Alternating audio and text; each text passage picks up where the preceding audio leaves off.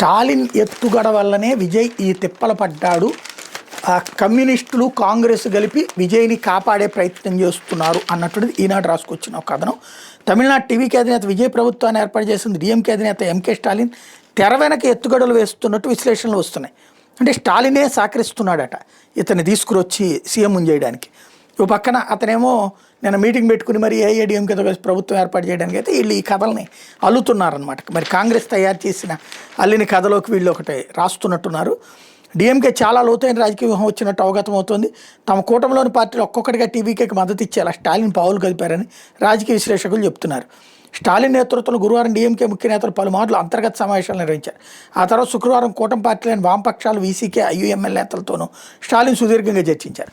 ఆ తర్వాత ఈ పార్టీలు కూడా తమ నేతలతో అంతర్గత సమావేశాలు ఏర్పాటు చేసుకుని ఆ తర్వాత టీవీకేకి మద్దతుగా తొలుత వీసీకే ప్రకటన చేసింది.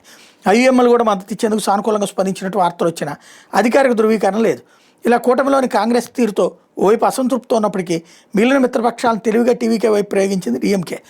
మరోవైపు వీసీకే అధినేత తిరుమాళవంతో ఏఐసీసీ అధ్యక్షుడు మల్లికార్జున్ ఖర్గే కాంగ్రెస్ అగ్రనేత రాహుల్ గాంధీ శుక్రవారం ఫోన్లో మాట్లాడారు. ఆయన డిమాండ్లు విన్నారు. తర్వాత టీవీకే అధినేత విజయ్ బృందంతోనూ వాళ్ళు చర్చించారు.